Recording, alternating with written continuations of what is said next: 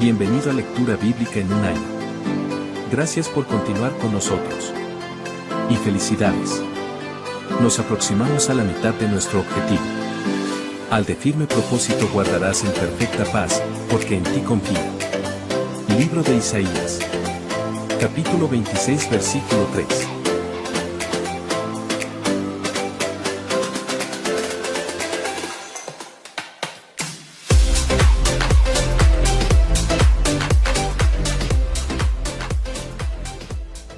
El libro de Nehemías, capítulo 11. Los jefes del pueblo vivían en Jerusalén, la ciudad santa. Mediante los sorteos sagrados, eligieron a 1/10 parte del pueblo de otras ciudades de Judá y de Benjamín para que vivieran allí también, mientras que el resto siguió viviendo donde estaba, y el pueblo elogiaba a todos los que se ofrecían para reubicarse en Jerusalén. La siguiente es una lista de los nombres de los funcionarios provinciales que fueron a vivir a Jerusalén. La mayoría del pueblo, de los sacerdotes, de los levitas, de los sirvientes del templo y de los descendientes de los sirvientes de Salomón, siguieron viviendo en sus propias casas en las diversas ciudades de Judá. Pero algunos de los de Judá y de Benjamín repoblaron Jerusalén. De la tribu de Judá: Ataías, hijo de Usías, hijo de Zacarías, hijo de Amarías, hijo de Cefatías, hijo de Mahalaleel, de la familia de Fares. También Maaseías, hijo de Baruc, hijo de Col-Ose, hijo de Asaías, hijo de Adaías, hijo de Joyarib, hijo de Zacarías, de la familia de Sela. Fueron 468 descendientes de Fares los que se establecieron en Jerusalén, todos ellos hombres excepcionales. De la tribu de Benjamín: Salú, hijo de Mesulam, hijo de Joed, hijo de Pedaías, hijo de Colaías, hijo de Maaseías, hijo de Itiel, hijo de Jesaías. Después de él estaban Gabai y Salai, en total 928 parientes. El funcionario principal de ellos era Joel, hijo de Sicri, y su asistente era Judá, hijo de Senúa, el segundo en autoridad de la ciudad. De los sacerdotes: Jedaías, hijo de Joyarib, Jaquín, y Seraías, hijo de Hilcías, hijo de Mesulam, hijo de Sadoc, hijo de Merayot, hijo de Aitob, que era el supervisor del templo de Dios. También 822 de sus colaboradores, quienes trabajaban en el templo. También Adaías, hijo de Jeroam, hijo de Pelalías, hijo de Amsi, hijo de Zacarías, hijo de Pasur, hijo de Malquías, junto con 242 de sus colaboradores, quienes eran jefes de sus familias. También Amasai, hijo de Azareel, hijo de Asai, hijo de Mesilemot, hijo de Imer, y 128 de sus excepcionales colaboradores. El funcionario principal de ellos era Sabdiel, hijo de Gedolim. De los levitas: Semaías, hijo de Asub, hijo de Azricam, hijo de Asabías, hijo de Buni. También Sebatai y Josabad, quienes estaban a cargo del trabajo fuera del templo de Dios. También Matanías, hijo de Micaía, hijo de Sabdi, descendiente de Asaf, quien dirigía las acciones de gracias y la oración. También Bacbuquías, ayudante de Matanías, y Abda, hijo de Samúa, hijo de Galal, hijo de Jedutún. En total había 284 levitas en la ciudad santa. De los porteros: Acub, Talmón y 172 colaboradores que vigilaban las puertas. Los demás sacerdotes, levitas e israelitas vivían en las otras ciudades de Judá, donde quiera que se encontrara su herencia familiar.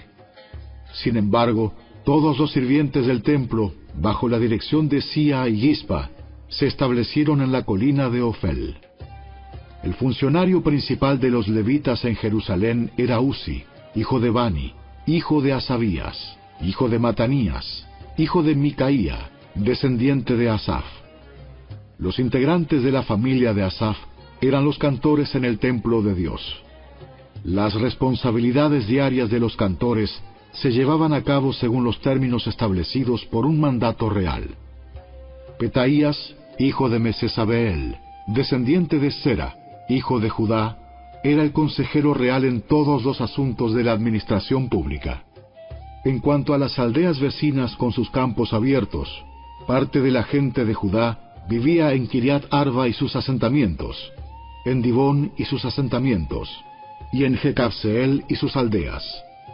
También residían en Jesúa, Molada, Bet Pelet, Azar Sual, Berseba y sus asentamientos, Siclag y Mecona y sus asentamientos. También vivían en Enrimón, Sora, Jarmut, Sanoa y Adulam y sus aldeas vecinas. También vivían en Laquis y sus campos aledaños y en Aseca y sus aldeas cercanas.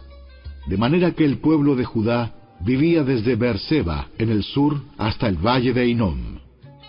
Parte de la gente de Benjamín vivía en Geba, Micmas, Ahía y Betel y sus asentamientos.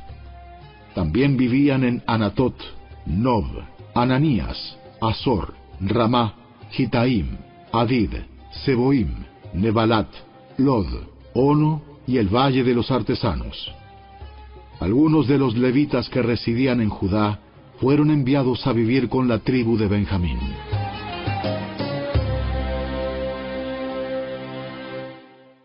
Capítulo 12. La siguiente es una lista de los sacerdotes y los levitas que regresaron con Zorobabel, hijo de Salatiel, y Jesúa, el sumo sacerdote: Seraías, Jeremías, Esdras, Amarías, Maluc, Atus, Secanías, Arim, Meremot, Ido, Ginetón, Abías, Miniamín, Moadías, Bilga, Semaías, Joyarib, Jedaías, Salú, Amoc, Hilcías y Jedaías. Estos eran los jefes de los sacerdotes y sus colaboradores en los días de Jesúa. Los levitas que regresaron con ellos eran Jesúa, Binui, Cadmiel, Serebías, Judá y Matanías, quien junto con sus colaboradores estaba a cargo de las canciones de acción de gracias. Sus colaboradores, Bacbuquías y Uni, se ubicaban frente a ellos durante el servicio. Jesúa, el sumo sacerdote, fue padre de Joyasim. Joyasim fue padre de Eliasib. Eliasib fue padre de Joyada. Joyada fue padre de Joanán. Joanán fue padre de Jadúa. Ahora bien, cuando Joyasim era sumo sacerdote, los jefes de familia de los sacerdotes eran los siguientes: Meraías era jefe de la familia de Seraías. Ananías era jefe de la familia de Jeremías. Mesulam era jefe de la familia de Esdras. Joanán era jefe de la familia de Amarías. Natán era jefe de la familia de Maluc. José era jefe de la familia de Secanías. Adna era jefe de la familia de Arim. Elcai era jefe de la familia de Meremot. Zacarías era jefe de la familia de Ido. Mesulam era jefe de la familia de Ginetón. Sicri era jefe de la familia de Abías. También había un jefe de la familia de Miniamín. Piltai era jefe de la familia de Moadías. Samúa era jefe de la familia de Bilga. Jonatán era jefe de la familia de Semaías. Matenai era jefe de la familia de Joyarib. Uzi era jefe de la familia de Jedaías. Calai era jefe de la familia de Salú. Eber era jefe de la familia de Amoc. Asabías era jefe de la familia de Hilcías. Natanael era jefe de la familia de Jedaías. Durante los años cuando Eliasib, Joiada, Joanán y Jadúa servían como sumos sacerdotes, se mantuvo un registro de las familias de los levitas. Durante el reinado de Darío el persa, se mantuvo otro registro de los sacerdotes. Hasta los días de Joanán, nieto de Eliasib, se mantuvo un registro de los jefes de las familias de los levitas en el libro de historia. Estos eran los jefes de familia de los levitas: Asabías, Serebías, Jesúa, Binui, Cadmiel y otros colaboradores, quienes se ubicaban frente a ellos durante las ceremonias de alabanza y acción de gracias. Un lado le respondía al otro, como lo ordenó David, hombre de Dios. Este grupo incluía a Matanías, a Bacbuquías y a Obadías. Mesulam, Talmón y Acub eran los porteros a cargo de los depósitos cerca de las puertas. Todos ellos sirvieron en los días de Joiasim, hijo de Jesúa, hijo de Jehosadac, y en los días de Nehemías, el gobernador, y de Esdras, el sacerdote y escriba. Para la dedicación de la nueva muralla de Jerusalén, se les pidió a los levitas de toda la tierra que fueran a Jerusalén para colaborar en las ceremonias. Debían tomar parte en la feliz celebración con sus canciones de acción de gracias y con música de címbalos, arpas y liras. Se reunió a los cantores de la zona alrededor de Jerusalén y de las aldeas de los netofatitas. También llegaron de Bet Gilgal y de las zonas rurales cercanas a Jeba y Asmavet, porque los cantores habían levantado sus propios asentamientos en los alrededores de Jerusalén. Primero los sacerdotes y los levitas se purificaron a sí mismos, luego purificaron al pueblo, a las puertas y a la muralla. Conduje a los líderes de Judá a la parte superior de la muralla y organicé 2 grandes coros para dar acción de gracias. Uno de los coros se dirigió hacia el sur por encima de la muralla hasta la puerta del estiércol. Osaías y la mitad de los jefes de Judá lo seguían, con Azarías, Esdras, Mesulam, Judá, Benjamín, Semaías y Jeremías. Luego iban algunos sacerdotes que tocaban trompetas, junto con Zacarías, hijo de Jonatán, hijo de Semaías, hijo de Matanías, hijo de Micaías, hijo de Zacur, descendiente de Asaf. Los compañeros de Zacarías eran Semaías, Azareel, Milalai, Gilalai, Maai, Natanael, Judá y Ananí. Tocaban los instrumentos musicales indicados por David, hombre de Dios. Esdras, el escriba, lideraba esta procesión. En la puerta de la fuente subieron los escalones de la subida de la muralla de la ciudad en dirección hacia la ciudad de David. Pasaron frente a la casa de David y luego siguieron al oriente hacia la puerta del agua. El segundo coro, que daba acción de gracias, se dirigió hacia el norte, dando la vuelta por el otro lado para encontrarse con el primer coro. Yo lo seguía sobre la muralla, junto con la otra mitad del pueblo, y pasamos por la torre de los hornos hacia el muro ancho, y luego sobre la puerta de Efraín, hacia la puerta de la ciudad antigua. Pasamos la puerta del pescado y la torre de Ananeel, hasta la torre de los 100. Luego seguimos hacia la puerta de las ovejas, y nos detuvimos a la altura de la puerta de la guardia. Luego los 2 coros que daban acción de gracias siguieron hacia el templo de Dios y allí tomaron sus lugares. Lo mismo hice yo, junto con el grupo de jefes que estaba conmigo. Íbamos con los sacerdotes que tocaban las trompetas: Eliasim, Maaseías, Miniamín, Micaías, Elioenai, Zacarías y Ananías, y con los cantores: Maaseías, Semaías, Eleazar, Uzi, Joanán, Malquías, Elam y Eser. Tocaban y cantaban a toda voz bajo la dirección de Israías, el director del coro.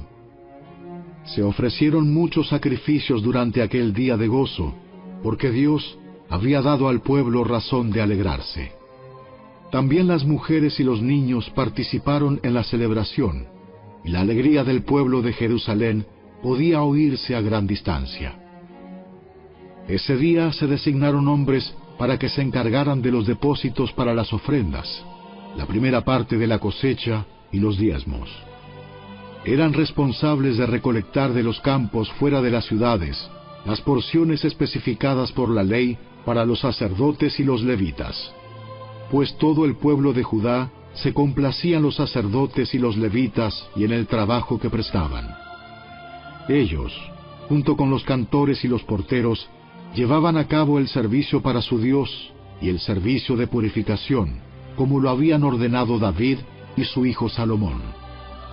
La costumbre de tener directores para dirigir los coros al entonar himnos de alabanza y de acción de gracias a Dios comenzó mucho tiempo antes, en los días de David y Asaf. De modo que ahora, en los días de Zorobabel y de Nehemías, todo Israel llevaba una provisión diaria de comida para los cantores, los porteros y los levitas. Los levitas, a su vez, daban a los sacerdotes, los descendientes de Aarón, parte de lo que ellos recibían.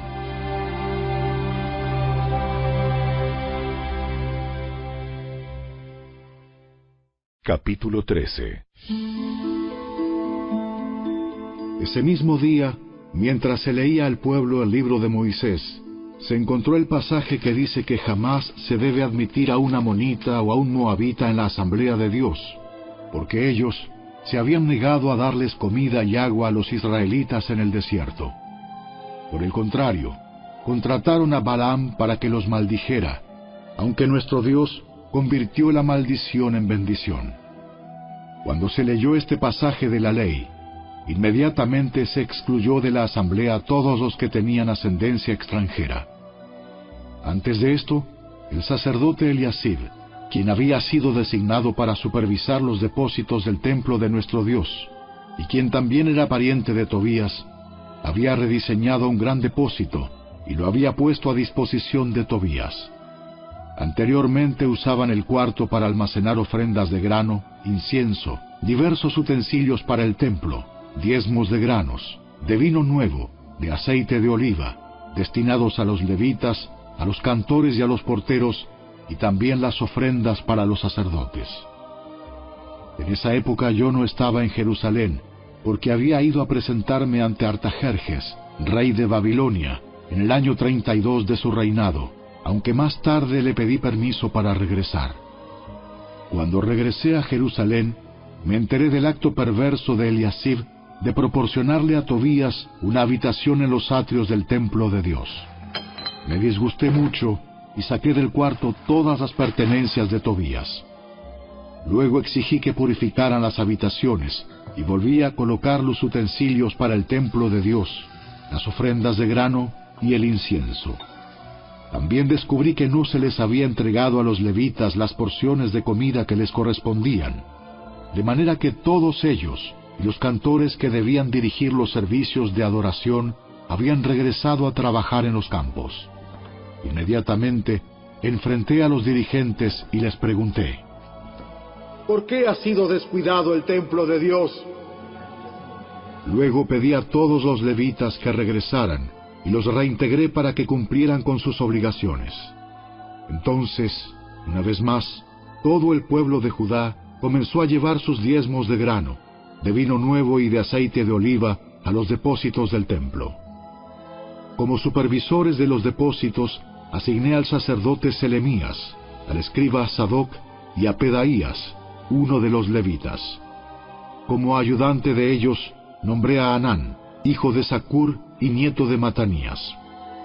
Estos hombres gozaban de una excelente reputación, y su tarea consistía en hacer distribuciones equitativas a sus compañeros levitas. Recuerda esta buena obra, oh Dios mío, y no olvides todo lo que fielmente he hecho por el templo de mi Dios y sus servicios. En esos días vi a unos hombres de Judá pisando en sus lagares en el día de descanso. Además, recogían granos y los cargaban sobre burros, y traían su vino, sus uvas, sus higos y toda clase de productos a Jerusalén, para venderlos en el día de descanso. Así que los reprendí por vender sus productos en ese día. Algunos hombres de Tiro, que vivían en Jerusalén, traían pescado y toda clase de mercancía. La vendían al pueblo de Judá el día de descanso, y nada menos que en Jerusalén. De modo que confronté a los nobles de Judá. ¿Por qué profanan el día de descanso de este modo tan perverso? ¿Acaso no fueron cosas como estas las que hicieron sus antepasados y provocaron que nuestro Dios hiciera caer sobre nosotros y nuestra ciudad toda esta desgracia? Ahora ustedes provocan aún más enojo contra Israel al permitir que el día de descanso sea profanado de esta manera. Entonces ordené que todos los viernes se cerraran las puertas de Jerusalén al caer la noche, y que no se abrieran hasta que terminara el día de descanso. Envié a algunos de mis propios sirvientes a vigilar las puertas, para que no pudiera entrar ninguna mercadería en los días de descanso. Los mercaderes y los comerciantes de diversos productos acamparon fuera de Jerusalén 1 o 2 veces.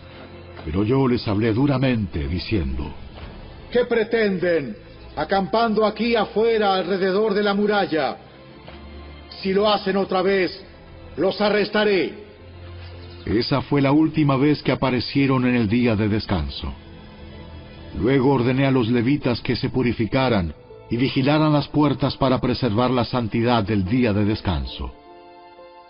Recuerda también esta buena obra, oh Dios mío. Ten compasión de mí, conforme a tu grande e inagotable amor. Por el mismo tiempo, me di cuenta de que algunos de los hombres de Judá se habían casado con mujeres de Asdod, Amón y Moab. Además, la mitad de sus hijos hablaban el idioma de Asdod o de algún otro pueblo, y no podían hablar en absoluto la lengua de Judá. De modo que confronté a los hombres y pedí que cayeran maldiciones sobre ellos. Golpeé a algunos y les arranqué el cabello. Los hice jurar por el nombre de Dios que no permitirían que sus hijos o sus hijas se casaran con la gente pagana de la región. ¿Acaso no fue exactamente eso lo que llevó a Salomón, rey de Israel, a pecar? No había rey de ninguna nación que pudiera compararse con él. Dios lo amaba y lo hizo rey sobre todo Israel. Pero incluso él fue inducido a pecar por sus mujeres extranjeras. ¿Cómo pudieron siquiera pensar en cometer esta acción pecaminosa y ser infieles a Dios al casarse con mujeres extranjeras? Uno de los hijos de Joiada, hijo de Eliasib, el sumo sacerdote, se había casado con la hija de Sambalat, el horonita, por lo cual lo expulsé de mi presencia. Recuérdalos, oh Dios mío, porque han profanado el sacerdocio y los votos solemnes de los sacerdotes y los levitas. Así que expulsé todo lo que fuera extranjero y asigné tareas a los sacerdotes y a los levitas, asegurándome de que cada uno supiera lo que tenía que hacer. También me aseguré de que llegara el suministro de leña para el altar y las primeras porciones de la cosecha en los tiempos establecidos. Recuerda esto a mi favor, oh Dios mío.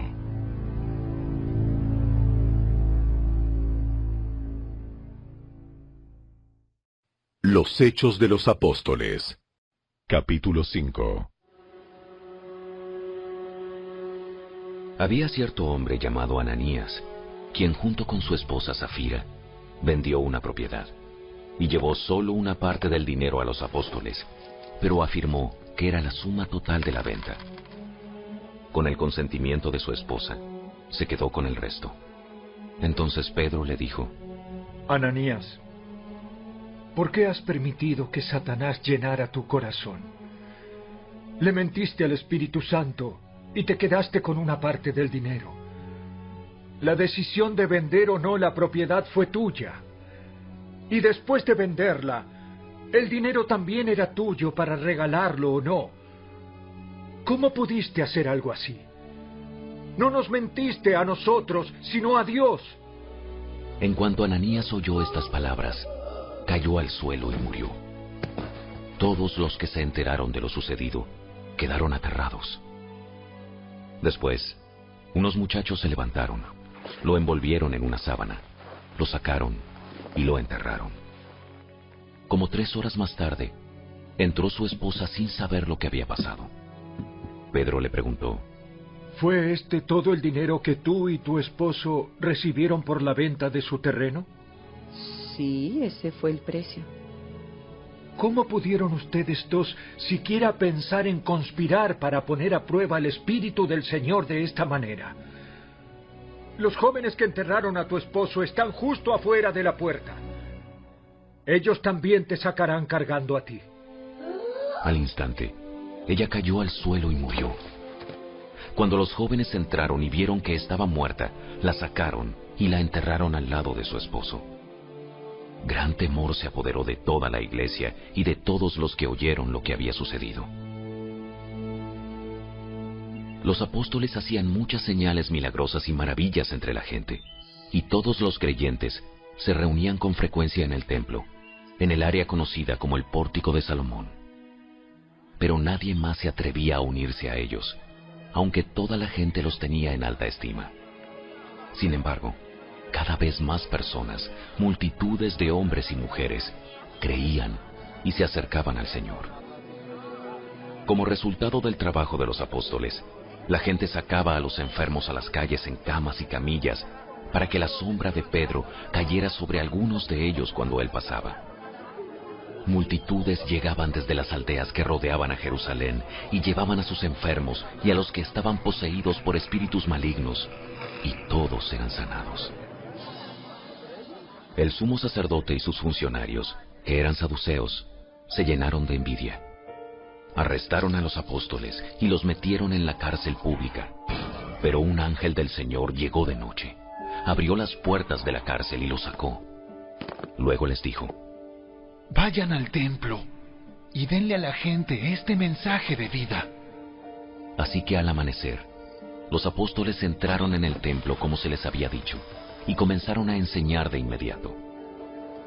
Cuando llegaron, el sumo sacerdote y sus funcionarios convocaron al Concilio Supremo, es decir, a toda la asamblea de los ancianos de Israel. Luego mandaron a sacar a los apóstoles de la cárcel para llevarlos a juicio.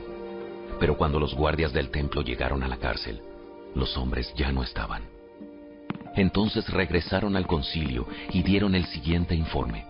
La cárcel estaba bien cerrada. Los guardias estaban afuera en sus puestos. Pero cuando abrimos las puertas, no había nadie. Cuando el capitán de la guardia del templo y los sacerdotes principales oyeron esto, quedaron perplejos y se preguntaban en qué iba a terminar todo el asunto. Entonces alguien llegó con noticias sorprendentes. Los hombres que ustedes metieron en la cárcel están en el templo enseñando a la gente. El capitán fue con los guardias del templo y arrestó a los apóstoles, pero sin violencia, porque tenían miedo de que la gente los apedreara. Después llevaron a los apóstoles ante el Concilio Supremo, donde los confrontó el sumo sacerdote. Les ordenamos estrictamente que no enseñaran nunca más el nombre de ese hombre. En lugar de eso, han llenado toda Jerusalén con la enseñanza acerca de él.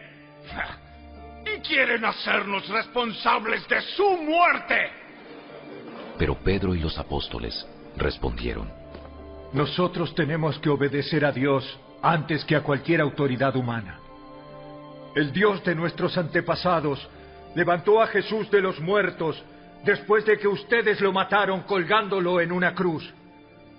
Luego Dios lo puso en el lugar de honor, a su derecha, como príncipe y salvador. Lo hizo para que el pueblo de Israel se arrepintiera de sus pecados y fuera perdonado. Nosotros somos testigos de estas cosas, y también lo es el Espíritu Santo, dado por Dios a todos los que lo obedecen. Al oír esto, el Concilio Supremo se enfureció y decidió matarlos. Pero uno de los miembros, un fariseo llamado Gamaliel, experto en la ley religiosa y respetado por toda la gente, se puso de pie y ordenó que sacaran de la sala del concilio a los apóstoles por un momento. Entonces les dijo a sus colegas: Hombres de Israel, tengan cuidado con lo que piensan hacer a estos hombres. Hace algún tiempo hubo un tal Teudas, quien fingía ser alguien importante. Unas 400 personas se le unieron, pero a él lo mataron y todos sus seguidores se fueron cada cual por su camino. Todo el movimiento se redujo a nada. Después de él, en el tiempo en que se llevó a cabo el censo, apareció un tal Judas de Galilea. Logró que gente lo siguiera, pero a él también lo mataron, y todos sus seguidores se dispersaron. Así que mi consejo es que dejen a estos hombres en paz. Pónganlos en libertad.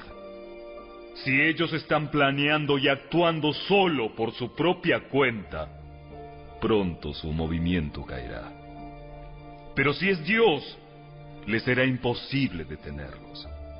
Hasta puede que ustedes se encuentren peleando contra Dios. Los otros miembros aceptaron su consejo. Llamaron a los apóstoles y mandaron que los azotaran. Luego les ordenaron que nunca más hablaran en el nombre de Jesús y los pusieron en libertad.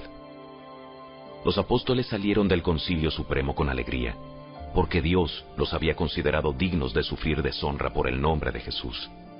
Y cada día, en el templo y casa por casa, seguían enseñando y predicando este mensaje: Jesús es el Mesías.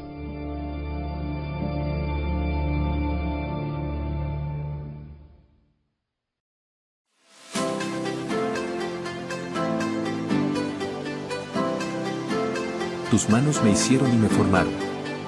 Hazme entender, y aprenderé tus mandamientos. Los que te temen me verán, y se alegrarán. Porque en tu palabra he esperado. Salmo 119 versículos 73 y 74. Gracias por acompañarnos. Te esperamos el día de mañana.